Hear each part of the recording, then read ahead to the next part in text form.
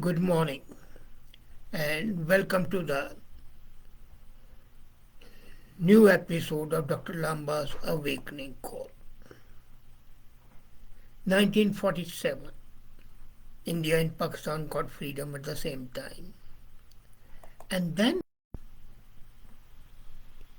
a curious thing happened.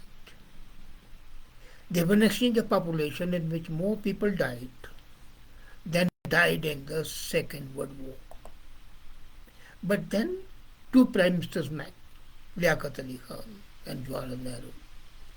And the assurance was given that the people would be settled in their own countries, no more exchange of the population. And curiously, at that time, everybody was going gaga on that. At that time, after the exchange of population, 25% of the Pakistan population was non Muslim. The land of the pure had to be purified. And Pakistan is the land of the pure in Urdu. And this process of purification started right away. From 23% population of the non-Muslims, today the population of non-Muslims in Pakistan is just 3%, 20% reduction. Naturally, it's clear that the Pakistan does not want to host minorities.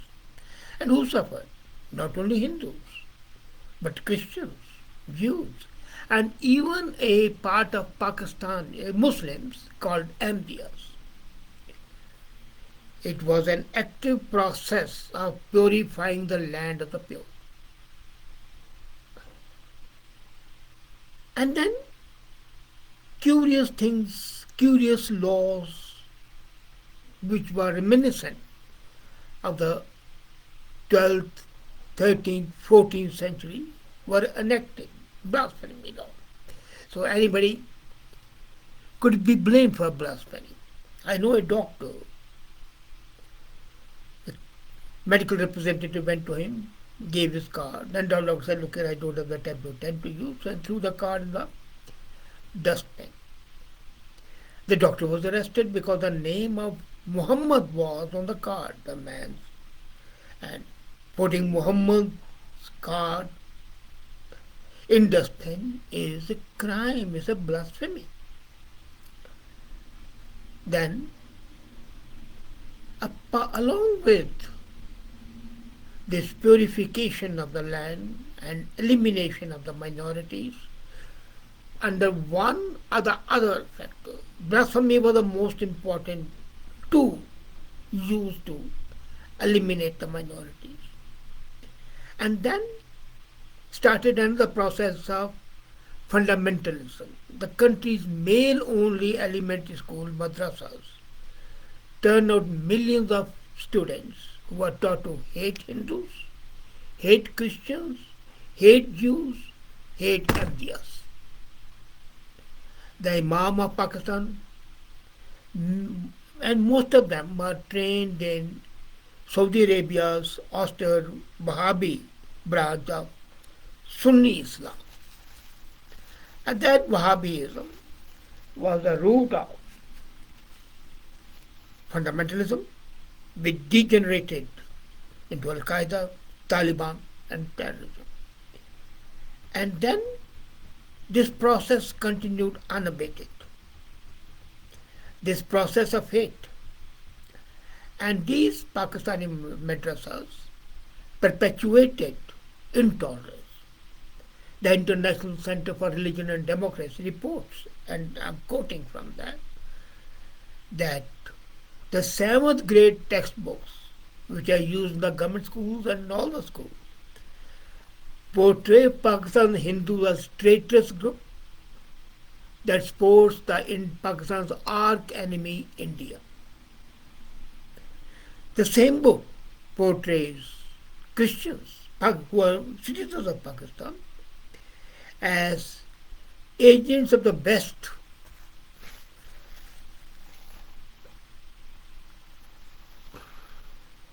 whose only aim is to destroy the pristine purity of Pakistan and destroy Islam.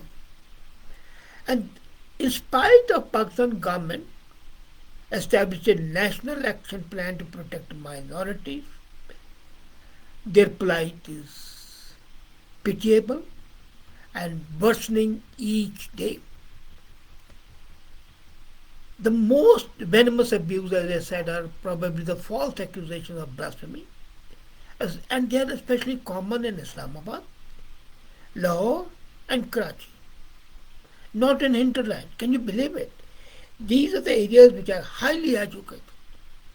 But in the hinterland, they live peacefully unless a beautiful girl is there for minorities who has to be sexually exploited. And would you believe that in many Muslim countries in which Pakistan heads, blasphemy is a crime punishable by death. But what happens? There's never a judicial system of killing people. It's a mob violence against entire minority communities. And last month there were reports that Pakistan had promised to review the harsh blasphemy laws, but what they did, it made them still harsher. In December, a Hindu woman, Dea Bhil, was beheaded. And then, before killing her, they peeled off her the skin from her head, and the India's foreign ministry demanded Pakistan to fulfill its obligations. There was no impact. And the abduction of the non-Muslim women and girls by the Muslim men for sexual harassment and sex slaves continues unabated. The review of the blasphemy laws, as I said, has been made harsher, and that was reported on January 18, 2023 in the media. What happened? The National Assembly unanimously passed an amendment to these blasphemy laws that widens the net of blasphemy law, makes punishment more stringent under these laws. And how are these laws used? They are used, or rather misused, to settle personal scores. And of course, if the minorities are persecuted, exploited, it's applying jam to the butter and the bread. And those who make false accusations do not care where these innocent Christians and Hindus may end up. They end up either dead or in miserable prison conditions for years on end, or are forced into hiding with their entire families, not knowing what will become of them, and all the while living in fear for their lives. Situation is still worse. The people who kill these innocent people in the name of religion, the cloak, the cover of religion, are deemed heroes. They are lionized, rewarded by the public, and they become legislators, leaders of society. The murderers are rewarded. Again and again we have seen the victims being treated as criminals by those in position of authority, while the perpetrators are let off scot-free and, as I said, hailed heroes. And all the while, politicians who have the power to change the state of affairs, they refuse even to discuss the matter in Parliament. They say, no, it's not relevant. MP Bandhara and Sherry Rahman, these are two outspoken critics of this. Some sensible people are all there.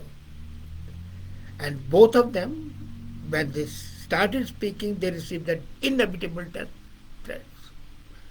You remember, the governor of Punjab, Salman Taseer,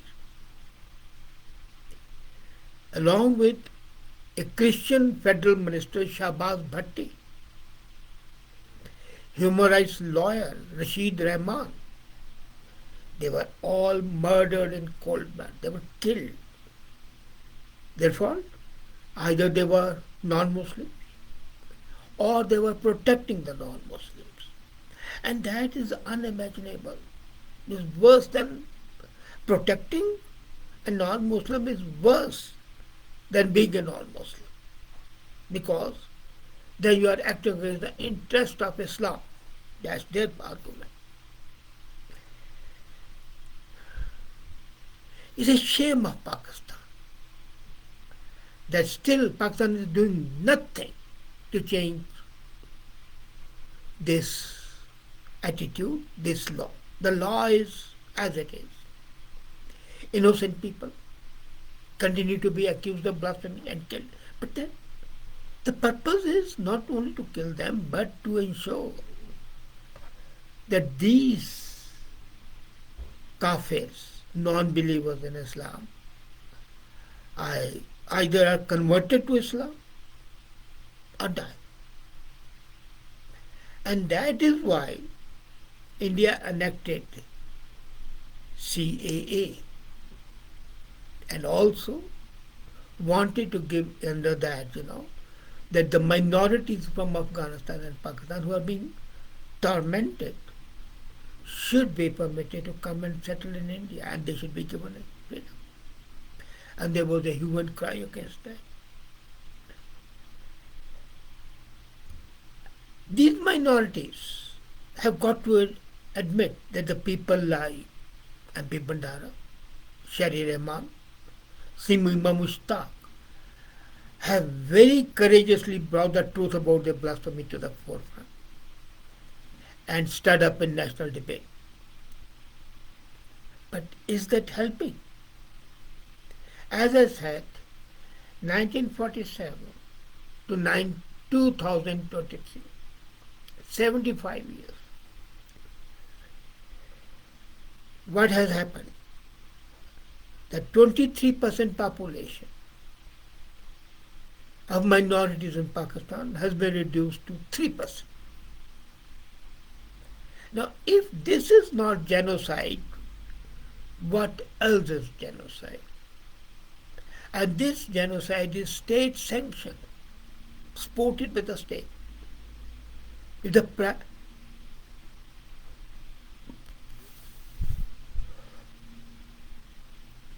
If ordinary citizens do it, start lynching, they are not to be punished because there is a state.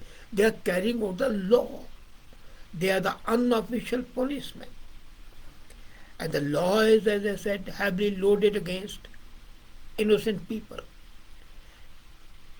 Now my question is to the leaders of Pakistan, why are they doing something which is against even the tenets of Islam and also against the promise given by Muhammad Ali Jinnah that all those who reside in Pakistan, be they Hindus or Muslims or Christians, would be deemed equal. I are the Human Rights Commission of UN.